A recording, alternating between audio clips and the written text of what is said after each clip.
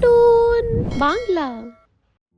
নাভালকার আগে যেখানে হাসি ঠাট্টা বিরাজ করত, এখন সেখানে একদম শান্ত পরিবেশের সৃষ্টি হয়েছে।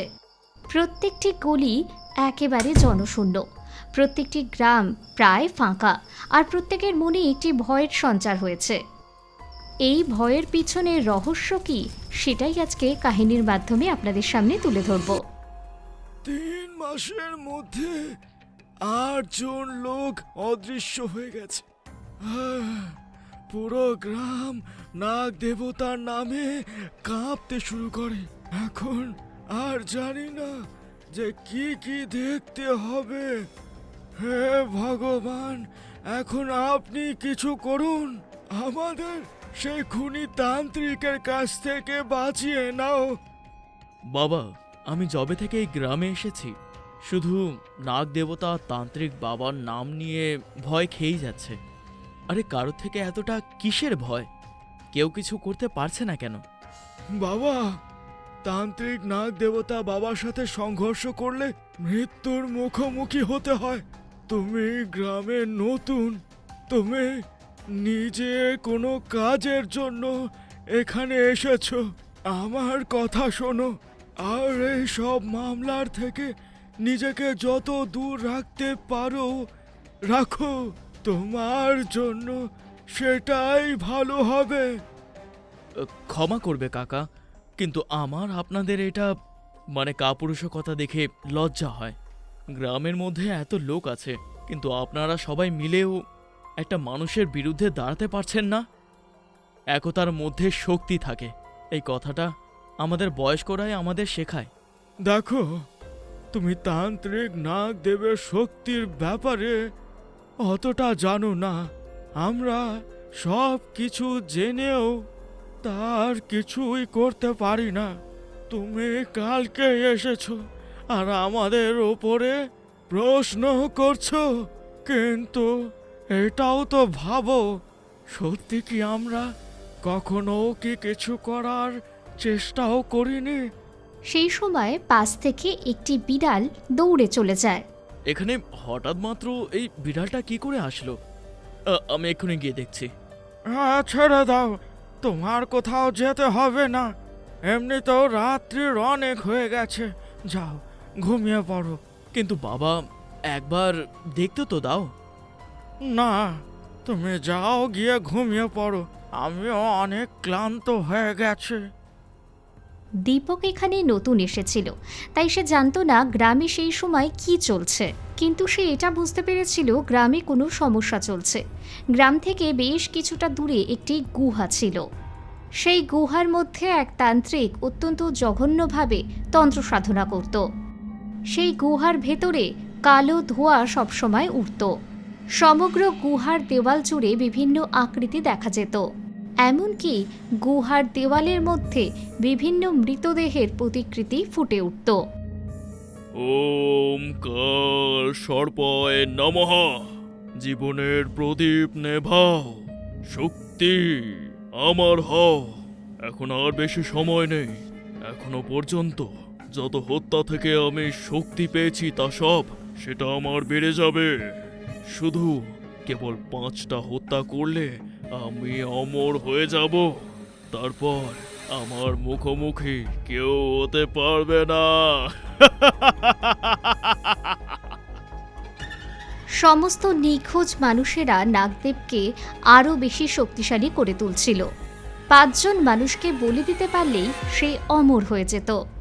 গ্রামে রাত্রিবেলায় বিভিন্ন ধরনের আওয়াজ হতো। মা, আমার অনেক ভয় লাগছে। এইটা কত ভয়ানক আওয়াজ! হ্যাঁ বাবা, খুব জঘন্য আওয়াজ, একদম ভয় পাস না। আমি যতক্ষণ তোর পাশে আছি ততক্ষণ তোর কিচ্ছু হবে না। মা, এই আওয়াজগুলো কখন বন্ধ হবে? মা, যখন এই গ্রামে এত বিপদ, তাহলে আমরা এই গ্রামে থাকছি বা কেন? বাবা, এটাই তো সবথেকে বড় সমস্যা। না আমরা এই গ্রামে নিশ্চিন্তভাবে বসবাস করতে পারবো, না বাইরে কোথাও যেতে পারবো। সমগ্র গ্রামের মানুষেরা এক অজানা আতঙ্কের মধ্যে দিন কাটাতে থাকে। দিনের বেলা গ্রামবাসীরা কথা বলছিল। আজ আমরা যদি না লড়ি তাহলে কাল আমরা মারা যাব। আমাদের গ্রামের মধ্যে এখনো পর্যন্ত 30 লোকের মৃত্যু হয়ে গেছে, কিন্তু তাদের দেহ পাওয়াই যায়নি। আর আমরা সব কিছু জেনেও এখন হাতের মধ্যে হাত রেখে বসে থাকতে পারি না। আমিও আপনাদের তাই বোঝাচ্ছি যে আমরা যদি এমনই ভয় পেতে থাকি তাহলে তান্ত্রিকের শক্তি বেড়েই যাবে, কারণ তার আসল শক্তি তার তন্ত্রবিদ্যা নয়, বরং আমাদের ভয়। যতক্ষণ আমরা ভয় পাব সে আমাদের সুবিধা নিতেই থাকবে। আমরা তান্ত্রিকের গুহা অবধি যাব, তাতে যাই হোক না কেন, কারণ আমরা এখান থেকে এমনিতেও কিছু করতে পারবো না। কিন্তু খালি হাত? আরে নাগদেব কোনো সাধারণ মানুষ নয়। আর তুমি তো নিজের জোশের মধ্যে বলছো। আরে এখনো পর্যন্ত মাসে 1-2 লোকেরই মৃত্যু হয়েছে, কিন্তু আমরা সবাই যদি সেখানে যাই তাহলে আমাদের সবার লাশ পাওয়া যাবে। হরিরাম একদম ঠিকই বলছে। এমনটা নয়, দেখুন প্রত্যেকেরই কোনো না কোনো দুর্বলতা থাকেই, তাই না?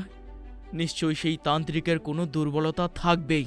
যদি আমরা জানতে পারি তার দুর্বলতা কি, তাহলে আমরা তার মুখোমুখি হতে পারি। আমাদের ওর দুর্বলতা খুঁজতেই হবে। আর আমরা তো এমনিতেও বিপদের মধ্যে আছি। যদি আমরা তার মুখোমুখি না হই তার সত্ত্বেও আমাদের জীবন তো যাবে। আর তার থেকে তো ভালো আমরা লড়ে তো মরি। হ্যাঁ প্রধান মশাই, আপনি ঠিকই বলছেন। আমরা ভীতু নই। এত কিছু সহ্য করার পরেও যদি আমরা কিছু না করে মরে যাই তাহলে আমাদের জীবনের এমনিতেও কোনো মূল্য থেকে যাবে না। সমস্ত গ্রামবাসীরা মিলে একটি পরিকল্পনা তৈরি করে। রাতের বেলা তারা গুহার দিকে যাত্রা করে। রাত্রিবেলা একটি নতুন উদ্যোগ নেওয়া শুরু হয়। হরিরাম একটি পুরনো ভাঙাচোরা মন্দিরে প্রবেশ করে। বাবা চিতানন্দ, তোর তাবিজটা কোথাও তো হবে।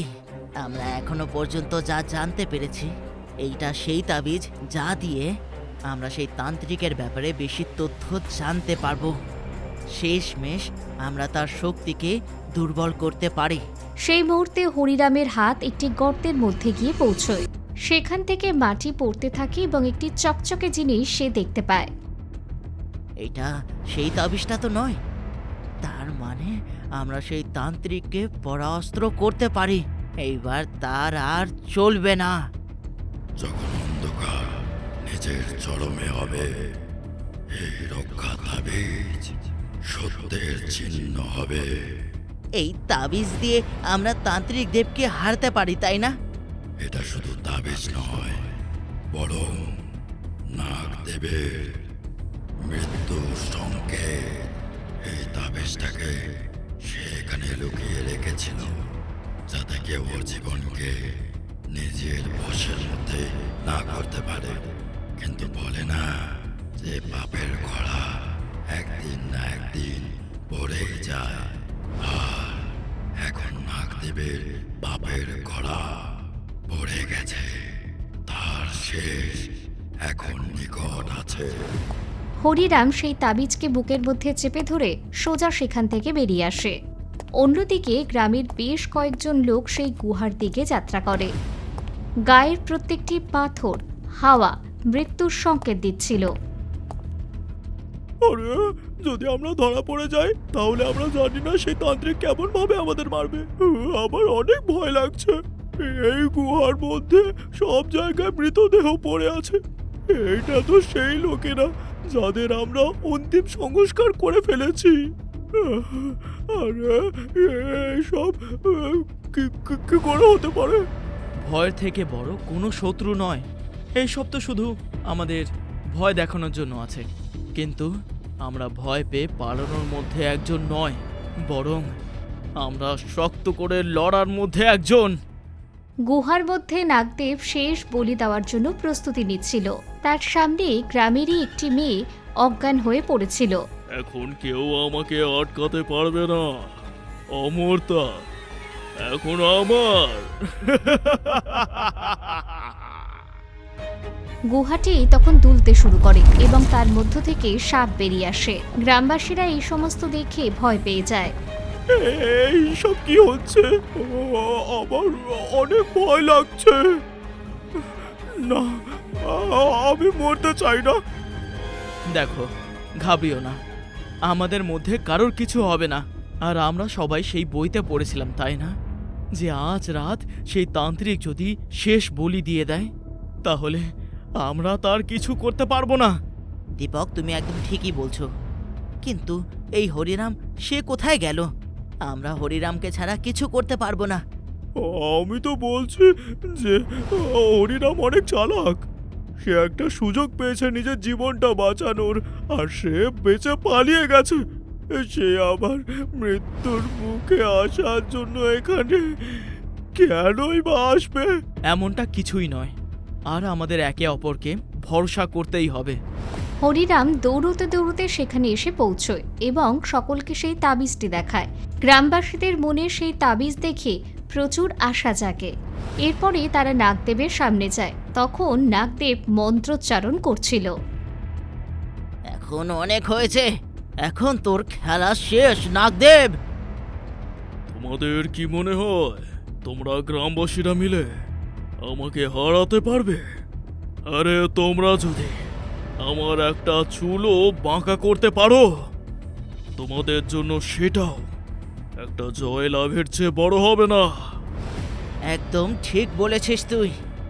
আমরা তোমার সাথে লড়তে পারবো না, কিন্তু তোমার হার আমরা নয়, বরং এই তাবিজ। এই তাবিজটা তুমি কোথা থেকে পেলে? হ্যাঁ, একে তো আমি লুকিয়ে রেখেছিলাম। দাও, আমাকে ফিরিয়ে দাও, বলে ভালো হবে না। খারাপ আর ভালো ভেবে আমরা এখানে তো আসিনি, আমরা এখানে এসেছি তোমার মৃত্যু দেখতে। তাবিজ থেকে এক ধরনের আলো বের হতে থাকে, তার ফলে গুহা কাঁপতে শুরু করে দেয়। যেই মুহূর্তে হরিরাম সেই তাবিজটি নাগদেবের ওপরে ফেলে দেয়, তখন সেই আলোর রশ্মি নাগদেবকে ঘিরে ধরে। অন্তিম লড়াই সেই সময় শুরু হয়ে যায়। নাগদেব কিছুক্ষণের মধ্যেই মেঝের ওপর পড়ে যায়। এইভাবে নাগদেবের পড়ে যাওয়ার ফলে তার শরীর থেকে ধোঁয়া বেরোতে থাকে। না, এই তাবিজটাকে আমি তো নিচে লুকিয়েছিলাম। শক্তি আর ভক্তিকে কেউ মারতে পারে না। নাগদেব তোর শেষ নিকট ছিল। না, আমাকে বাঁচাও, এই তাবিজটাকে আমার থেকে দূরে সরাও। এটা তোমার কষ্ট নয়, বরং এটা সেই লোকেদের কষ্ট যাদের হত্যা তুমি করেছিলে নিজের স্বার্থের জন্য শুধু। তাবিজ সম্পূর্ণরূপে নাগদেবকে জড়িয়ে ধরে।